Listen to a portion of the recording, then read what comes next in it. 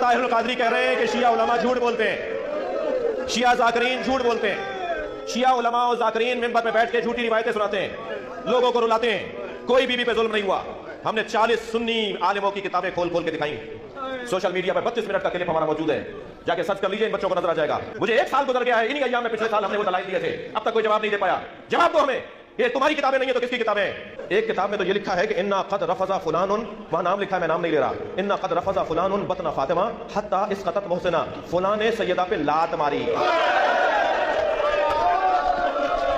حتی اسقطت محسنہ، جس کی وجہ سے محسن شہید ہو گیا۔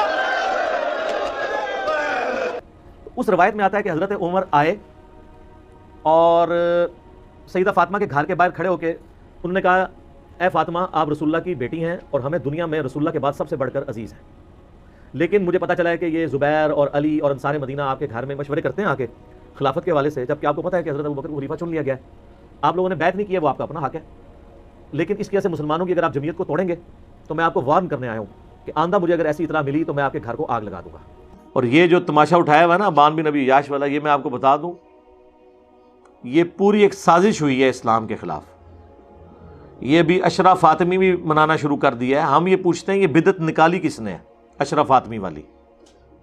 آج سے کچھ سال پہلے تک تو کوئی نہیں تھا۔ بتائیں مجھے یہ عشرہ فاطمی، یہ نہیں سیدہ فاطمہ سلام اللہ علیہا کی نعوذ باللہ شہادت جس کو یہ کہتے ہیں غالی، یہ 10 دن منانا یہ ائمہ اہل بیت نے کب منایا ہے؟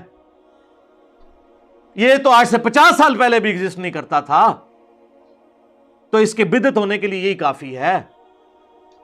یہ سب کچھ ایجنسیوں کی ایما کے اوپر ہوا، انٹرنیشنل ایجنسیز جو سنی شیعہ فساد کروانا چاہتی تھی، انہوں نے یہ بون آف کنٹینشن اٹھا لیا، ورنہ پہلے لوگوں کو نہیں تھا کہ یہ سیدہ فاطمہ کی شہادت کا دن ہم نے یہ منانا ہے اور عشرہ پورا منانا ہے اور یہ مصائب پڑھنے ہیں، کیوں نہیں تھا؟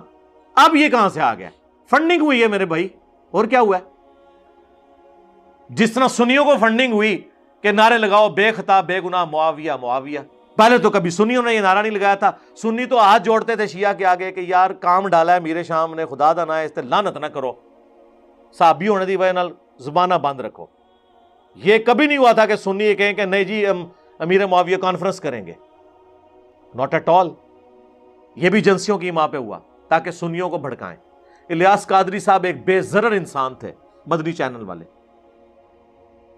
وہ تو یار چیونٹیوں کا اتنا احترام کرتے ہیں کہ وہ ایک دفعہ کیلے آ گئے، اس سے چیونٹیاں لگی تھی، انہوں نے مریدوں کا میں نے کیلے نہیں کھانے، جہاں سے کیلے اٹھائیں وہاں جا کے واپس رکھو، آپ نے چیونٹیوں کو بے دخل کر دیا۔ ایسے بندے سے آپ ایکسپیکٹ کر سکتے تھے کہ وہ بے گناہ بے خطا معاویہ معاویہ یہ نعرے لگوائے گا؟ ناٹ ایٹ آل۔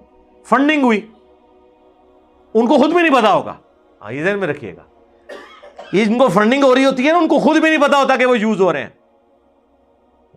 ہاں جی، اس کے لیے پھر بنو امیہ والی چالیں چاہیے ہوتی ہیں، ہاں جی، کہ آپ ایسے بندوں کو نزدیک نہ، ہم نے کیوں پابندی لگائی ہوئی ہے؟ چندہ کسی کا نہیں لینا، جاؤ نہ سو کی تو ہے، فیم نہیں لینا کہ آؤ جی فلانی جگہ تھوڑا پروگرام رکھوا دینا، فلاں ٹی وی لینے چینل تے تمہیں ناچ کر دینا، اور جاؤ اپنا کام کرو۔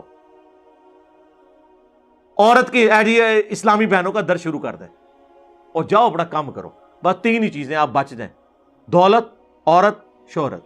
دنیا کے سارے شیاطین مل کے، دنیا کی ساری ایجنسیاں مل کے آپ کو گمراہ نہیں کر سکتی، یہ 3 آپ چیزیں لے جائیں مجھ سے، ہاں، لیکن ان تینوں سے وضو ٹوٹے گا جب بھی یہیں سے ٹوٹے گا، کہیں ایک جگہ سے، تو آپ دیکھیں گے کیسے شیطان داخل ہوتا ہے، شہرت سے، دولت سے اور عورت سے۔ اور مولوی تو اکثر عورت اور دولت پہ مر جاتا ہے، شہرت پہ بھی مرتا ہے۔ ویورشپ کے لیے لکھتا ہے رپلائی ٹو انجینئر محمد علی مرزا۔ تو یہ عشرہ فاطمی خود بدعت ہے۔ ایران میں کتنے بڑے بڑے علماء ہیں جو نجی محفلوں میں، مجھے خود آ کے بتایا ہے، جو کم سے پڑھ کے آئے ہیں ان علماء نے، وہ کہتے ہیں فراڈ ہے سارا، سیدہ فاطمہ کے قتل والا جو یہ پورا ڈھکوسلا ہے، لیکن کہتے ہیں لیکن اب یہ چونکہ پبلک میں بکتا ہے ہم کیسے بتائیں؟ بالکل اس طریقے سے جس طرح اب بریلوی علماء یہ نہیں بتا سکتے کہ میلاد کے موقع کے اوپر یہ جو آپ نے جلوس جھنڈیوں کے ساتھ ساتھ یہ آپ نے جو زیارتیں لگانا شروع کی ہیں، پھر مکے اور مدینے کے ماڈل بنا دیے ہیں، اس سے بڑھ کے لوگ وہاں سامنے کھڑے ہو کے دعائیں کرتے ہیں اس کا ریپلیکا سمجھتے ہوئے، یہ سب بدعت ہیں۔ نجی محفلوں میں تو ہمیں آگے کہتے ہیں بدعت ہے، لیکن کہتے ہیں اگر ہم کہیں گے تو ٹوکا اٹھا لے گی ہماری عوام ہی، سر تن سے جدا۔ یہ ڈر ہر فرقے میں موجود ہے۔ ابان بن ابی عیاش ان کے نزدیک بھی جھوٹا، امام مسلم نے مقدمے میں لکھا ہے کہ یہ جھوٹا کذاب ہے، تبع تابعین میں سے ہے، اور 2 تبع تابعین کہتے ہیں کہ ہم نے 1000 حدیثیں لکھی ابان بن ابی عیاش سے۔ امام مسلم نے صحیح مسلم کے شروع میں مقدمے میں لکھا ہے۔ ان میں سے کہتے ہیں مجھے جب نبی الاسلام کی خواب میں زیارت ہوئی تو آپ نے صرف 6 حدیثوں کی تصدیق کی، باقی 994 حدیث کے بارے میں کہا یہ سب جھوٹ ہے، میری طرف منسوب ہے، یہ وہ کذاب راوی ہے جس نے وہ سلیم کی کتاب کے بارے میں کہا جی منو جاندے جاندے وہ کتاب دے گیا سی حضرت علی دا ایک صحابی، تے اے اودے چ میں تانوں بیان کر رہا ہوں۔ اور پھر لاجیکلی ایک حالات و واقعات بھی تو بتا رہے ہوتے ہیں کون سے سسٹم میں کون سی چیز بیٹھ رہی ہے۔ بھائی حضرت علی رضی اللہ تعالیٰ عنہ اگر مصلح تھے، امت کی اصلاح چاہتے تھے، تو معاویہ کے خلاف تلوار کیوں اٹھائی؟ اس لیے کہ وہ سمجھتے تھے کہ یہ امت کی جمعیت کو توڑ رہا ہے، یہ رسول اللہ کے طریقے سے ہٹ گیا۔ جنگ صفین لڑی، ڈنکے کی چوٹ پہ لڑی، اور جا کے بڑھاپے کی عمر میں لڑی 60+، اور جوانی کی عمر میں جب رسول اللہ کی وفات کے وقت صرف 34 سال عمر تھی مولا علی علیہ السلام کی، جب وہ جوان بھی تھے، طاقتور بھی تھے، بنو ہاشم پورا قبیلہ آپ کے پیچھے کھڑا ہوا تھا، جید صحابہ اور انصار آپ کو خلیفہ بھی بنانا چاہتے تھے۔ اس وقت حضرت علی نے تلوار اٹھا کے اپنا حق نہیں لیا۔ اگر یہ حق اس طرح تھا، اور الٹا آپ کہہ رہے ہیں کہ انہوں نے ان لوگوں کے ساتھ کمپرومائز کیا جنہوں نے ان کی بیوی کا قتل کیا، اور بیوی بھی صرف مولا علی کی وہ بیوی ہوتی تو شاید ٹالریٹ ہو سکتا، رسول اللہ کی بچی، بخاری مسلم حدیث جنتی عورتوں کی سردار، حسن و حسین کی والدہ، اور کمپرومائز کون کر رہے ہیں؟ مولا علی علیہ السلام، اللہ کا شیر، دنیا اور آخرت میں اللہ کے نبی کا بھائی، جس کے بارے میں بخاری مسلم میں حدیث ہے کہ میں اس شخص کے ہاتھ میں جھنڈا دوں گا جس سے اللہ اور اس کا رسول محبت کرتے ہیں، وہ اللہ اور اس کے رسول سے محبت کرتا ہے۔ اور صحابہ کہتے ہیں ہمیں رات کو نیند ہی نہیں آئی کہ خوش نصیب کون ہوگا کہ اللہ اور اس کا رسول بھی اس سے محبت کرتے ہوں۔ اور مولا علی کو بلا کے اشوب چشم تھا، حضور نے اپنے مبارک لعاب لگا کے بھیجا، فتح ہو گئی۔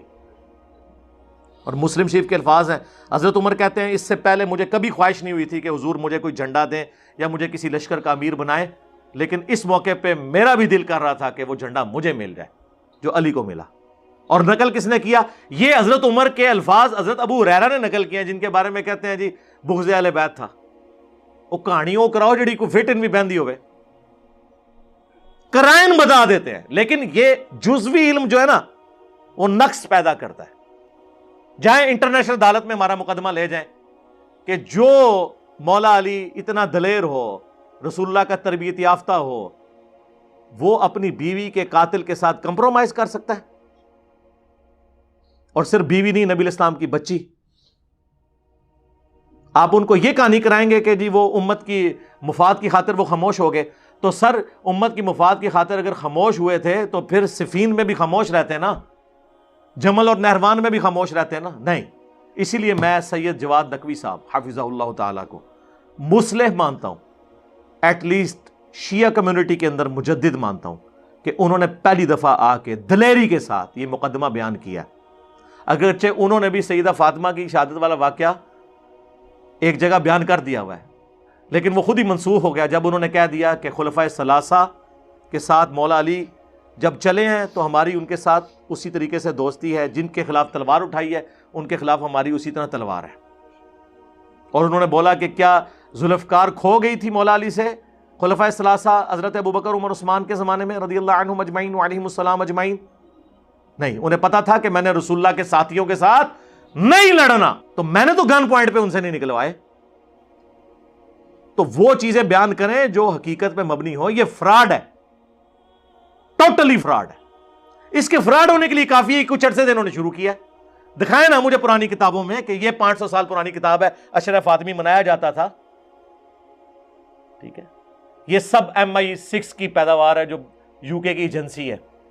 یہاں پہ بھی انہوں نے وہ کچھ چوہے چھوڑے ہوئے ہیں, میرے خلاف بھی بول رہے ہوتے ہیں اور وہ ویڈیو بنا رہے ہیں جی انجینئر صاحب نے کہہ دیا کہ جی جو شیعہ ہیں اور اہل حدیث ہیں زندہ لاشیں ہیں. میں نے جناب ساروں کے نام لیے ہیں,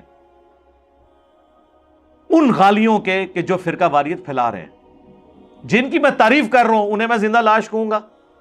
یعنی میں سید جواد نقوی صاحب کو زندہ لاش کہوں گا یا اہل حدیث کے شیخ زبیر لزئی صاحب کو میں زندہ لاش کہوں گا؟ تو وہ پھر خیر ان کی غلاظت بھی کھل کے باہر آئی.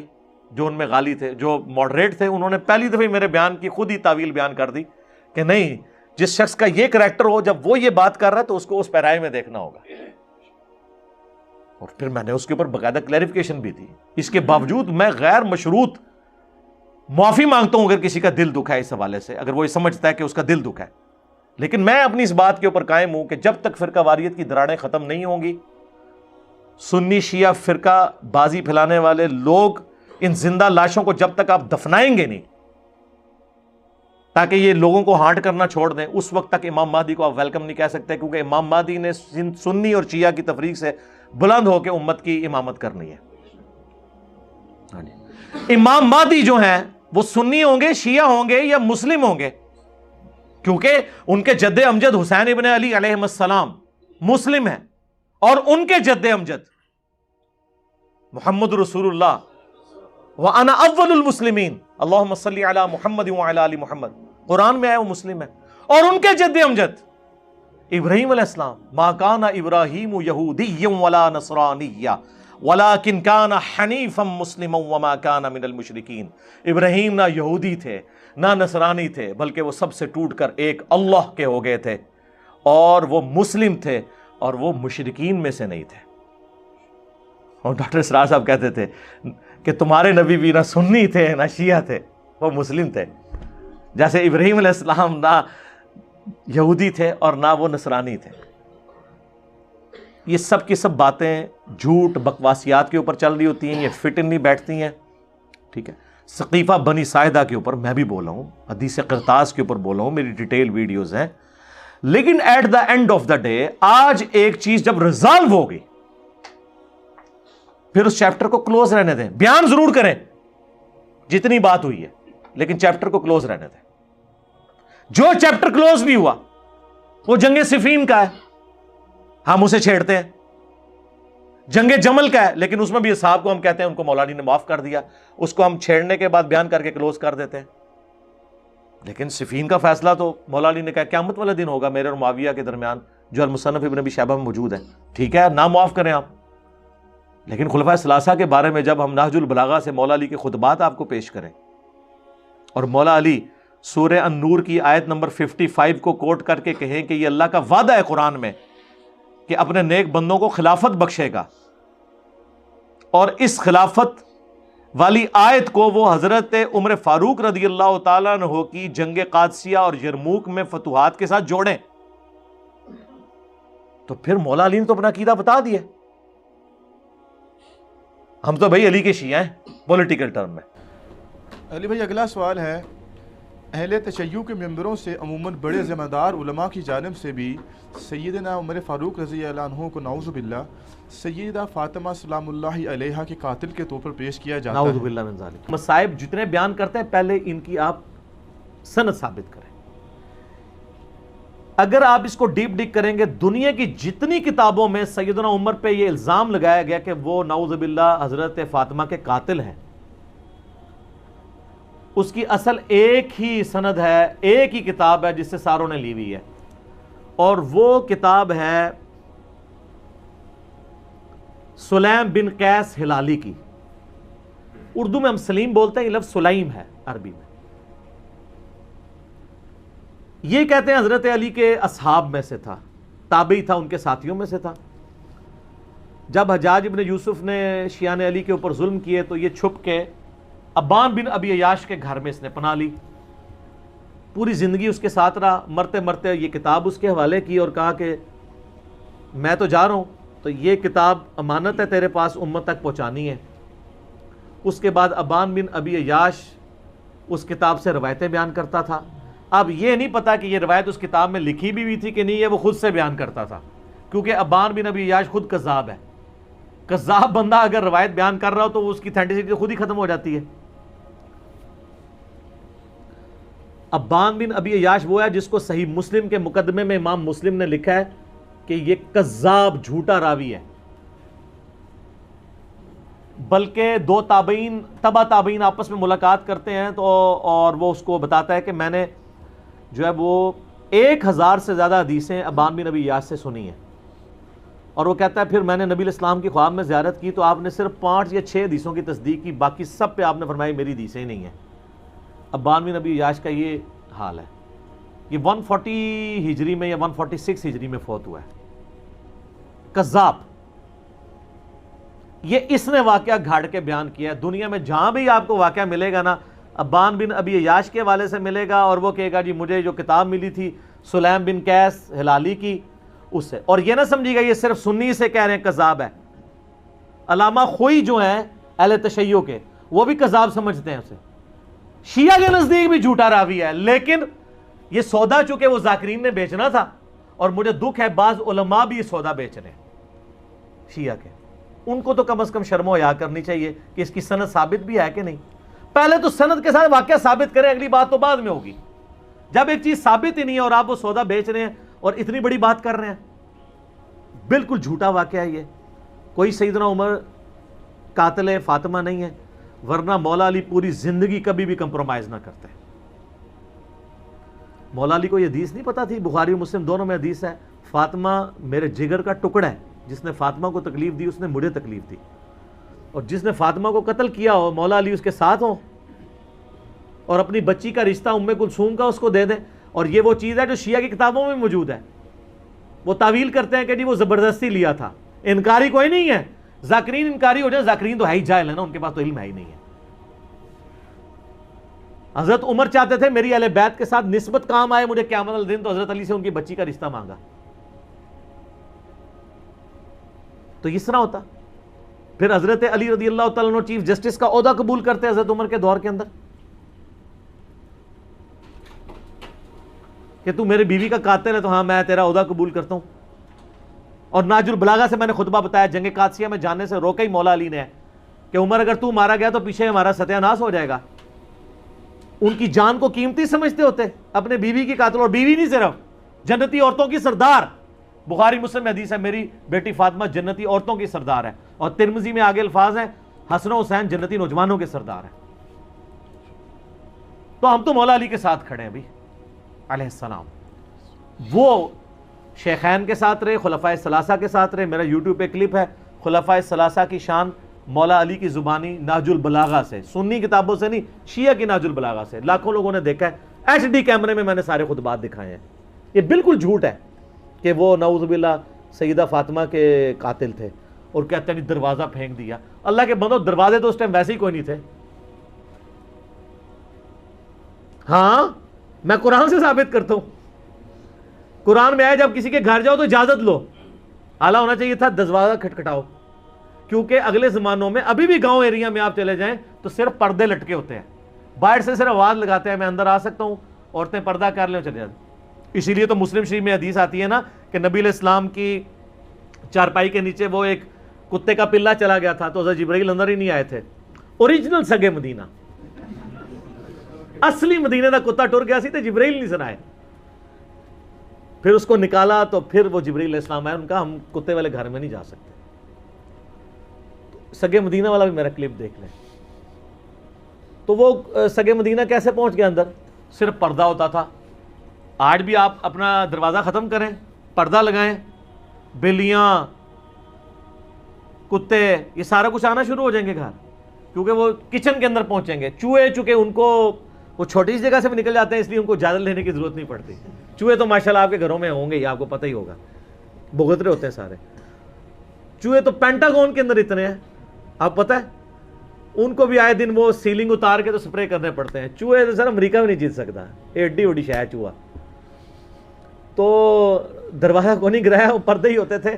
دروازہ وغیرہ کوئی نہیں گرایا، یہ بالکل جعلی بات ہے، جھوٹی بات ہے، اور یہ فٹ ان نہیں بیٹھتی ہے۔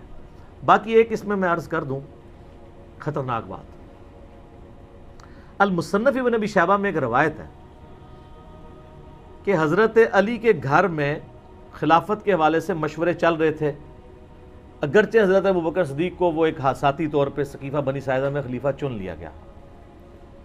تو اس روایت میں آتا ہے کہ حضرت عمر آئے اور سیدہ فاطمہ کے گھر کے باہر کھڑے ہو کے انہوں نے کہا، اے فاطمہ آپ رسول اللہ کی بیٹی ہیں اور ہمیں دنیا میں رسول اللہ کے بعد سب سے بڑھ کر عزیز ہیں، لیکن مجھے پتا چلا ہے کہ یہ زبیر اور علی اور انصار مدینہ آپ کے گھر میں مشورے کرتے ہیں آ کے خلافت کے حوالے سے، جبکہ آپ کو پتہ ہے کہ حضرت ابوبکر کو خلیفہ چن لیا گیا ہے، آپ لوگوں نے بیعت نہیں کی ہے، وہ آپ کا اپنا حق ہے، لیکن اس کی وجہ سے مسلمانوں کی اگر آپ جمعیت کو توڑیں گے تو میں آپ کو وارن کرنے آیا ہوں کہ آئندہ مجھے اگر ایسی اطلاع ملی تو میں آپ کے گھر کو آگ لگا دوں گا۔ یہ روایت ہے المصنف ابن ابی شیبہ میں۔ اس سے بڑی بدبختی یہ ہے کہ بعض سنی علماء اس حدیث کو صحیح بھی سمجھتے ہیں۔ ہمارے جہلم شہر میں نا شیخ زبیر علی زئی صاحب کے نافرمان شاگرد غلام مصطفیٰ ظہیر صاحب حفظہ اللہ تعالی من الجنت والناس، انہوں نے باقاعدہ السنہ رسالے میں اس حدیث کا دفاع کیا ہے، اور ان کا اگر کوئی اس حدیث پہ یہ کہے گا نا کہ اس حدیث سے تو حضرت عمر کے بارے میں یہ مسئلہ کھڑا ہو رہا ہے، اور بخاری و مسلم میں حدیث ہے جس نے فاطمہ کا دل دکھایا اس نے میرا دل دکھایا، اور قرآن کی آیت ہے کہ جو اللہ اس کے رسول کو اذیت دیتے ہیں ان الذین یؤذون اللہ ورسولہ لعنہم اللہ فی الدنیا والآخرہ، دنیا اور آخرت کی زندگی میں اللہ کی لعنت ہے ان پہ، ان کے لیے عذاب تیار کر رکھا ہے۔ تو وہ کہتے ہیں میں ان کو یہ جواب دوں گا کہ اس سے تو حضرت فاطمہ کی فضیلت ثابت ہو رہی ہے کہ دیکھیں اس میں حضرت عمر کہتے ہیں کہ آپ ہمیں رسول اللہ کے بعد سب سے بڑھ کر عزیز ہیں، تو حضرت فاطمہ کتنی محبت کرتے تھے حضرت فاطمہ کے ساتھ حضرت عمر، ان کو وہ پہلا حصہ نظر آیا، اگلا نظر ہی نہیں آیا کہ انہوں نے کہا میں آگ لا دیں گا تیرے، نعوذ باللہ من ذالک، یہ کسی کی جرت نہیں ایسی بات کر جائے۔ تو میں نے اس کے خلاف آواز بلند کی کہ میں اس روایت کو صحیح نہیں مانتا، اور وہ کیسے؟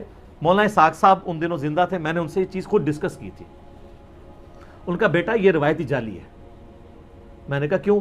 وہ کہنے لگے اس میں جو راوی ہے نا حضرت عمر کا غلام زید بن اسلم، اور اسلم جو ہے وہ حضرت عمر کا غلام تھا، حضرت عمر کا غلام اسلم اس وقت حضرت عمر کی غلامی میں نہیں آیا تھا جس زمانے کا یہ واقعہ رپورٹ کر رہا ہے، وہ تو حضرت عمر کے دور خلافت میں ان کے پاس آیا، اور یہ واقعہ تو حضرت بکر کا ہے، تو یہ اس نے سند بیان نہیں کی ہے۔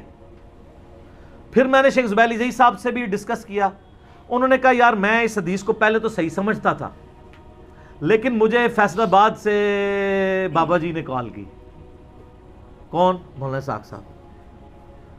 مولانا اسحاق صاحب جو ہے شیخ زبیر علی زئی صاحب کے بھی استاد ہیں ان معنوں میں، تو مجھے انہوں نے کہا شیخ صاحب بات یہ ہے کہ یہ روایت کو اگر آپ صحیح مانیں گے تو حضرت عمر کو کیسے بچائیں گے؟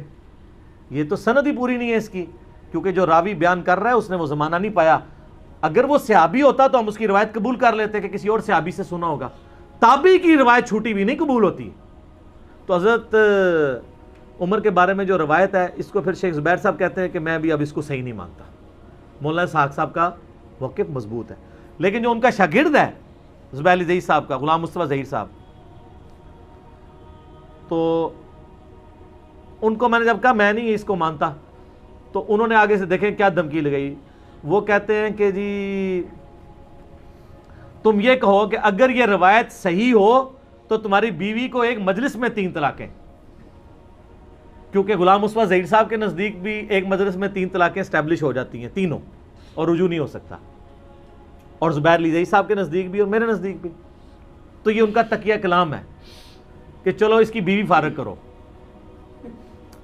تو میں نے ان کو پتا کہ میں نے پھکی والا جواب دیا، میں نے کہا اگر یہ روایت صحیح ہو تو مسلک اہل حدیث کو 3 طلاقیں، جس مسلک میں حضرت عمر کی ایسی توہین بیان ہو، کیسی وڈی پھکی دی تھی۔ میں کہا میری بیوی نو نہیں تو آڈے فرقے نو 3 طلاقاں، جس فرقے میں یہ روایت صحیح ہو۔ یا سنہ رسالے میں دفاع کیا ہوا انہوں نے اس روایت کا۔ ہمارے نزدیک یہ روایت بالکل جعلی ہے، اور یہ نعوذ باللہ من ذالک انتہائی گستاخی ہے، چاہے کسی نے بھی کیا کہ حضرت فاطمہ کو جا کے کوئی دھمکی لگائے اس طریقے سے۔ تو دھمکی تک تو مصنف ابن ابی شیبہ سے چلیں وہ لولے لنگڑے محدثین کا سہارا لے کے جو آج کے دور کے جو صحیح کہتے ہیں، امام ابن ابی شیبہ نے تو تحکیم نہیں کی ہوئی ہے، وہ معاملہ چلا لیتے ہیں، لیکن اگلا جو واقعہ وہ تو کہیں بھی نہیں لکھا ہوا. وہ کہتا ہے جی جب دھمکی دی تھی تو پھر لگا بھی دیتی ہوئے گی تو مار بھی دیتا ہوئے گا. وہ آگے پھر اس کے آگے سٹوری جوڑ لیتے ہیں. میں نے بتایا نا ہمارے ملک میں اگر کسی کی فضیلت میں 10 ہے نا تو ایک بندہ آ کے 10 اور لگاتا ہے، دوسرا 10 اور، وہ لاکھ تک پہنچا دیتا ہے. تو وہ غلوب ہوتا چلا جاتا ہے. تو یہ روایت جو ہے نا جی بالکل اصول محدثین کے اوپر باطل ہے اور ہم اس روایت کو نہیں مانتے. باقی رہ گیا باغ فتق والا مسئلہ، اس کے اوپر بھی میں نے مختصر گفتگو کی تھی کہ یہ مینیجریل ایشو تھا. اس کو اگر آپ اس حوالے سے ویسے لیں گے تو میرے بھائی پھر مسئلہ جو ہے وہ ابو بکر عمر کا نہیں ہے، مسئلہ پھر مولا علی کا بھی بن جائے گا، چاہے وہ امت کے مفاد میں بھی ہو. لیکن مسئلہ بہت بڑا ہے نا، کیونکہ آپ علیہ السلام فرما رہے ہیں جس نے فاطمہ کو تکلیف دی اس نے مجھے تکلیف دی. رسول اللہ کو تکلیف دینے کا معاملہ کہاں تک جاتا ہے؟ چلے الٹیمیٹلی آپ کی بات مان لی کہ انہوں نے امت کے مفاد میں کیا، تو آپ کو امت کا مفاد عزیز نہیں ہے کہ آپ بکواس کرنے بند کر دیں، قیامت کے دن کے لیے چھوڑ دیں. جب مولا علی خاموش ہو گئے اس مسئلے میں تو آپ کیوں اپنی زبانوں سے اس طرح کی باتیں کرتے ہیں؟ اور یہ بات یاد رکھیے گا کہ یہ بات ٹھیک ہے کہ حضرت ابوبکر کی جو خلافت ہے نا جس طریقے سے قائم ہوئی ہے نا وہ کیٹاسٹرافک کنڈیشن میں ہوئی ہے.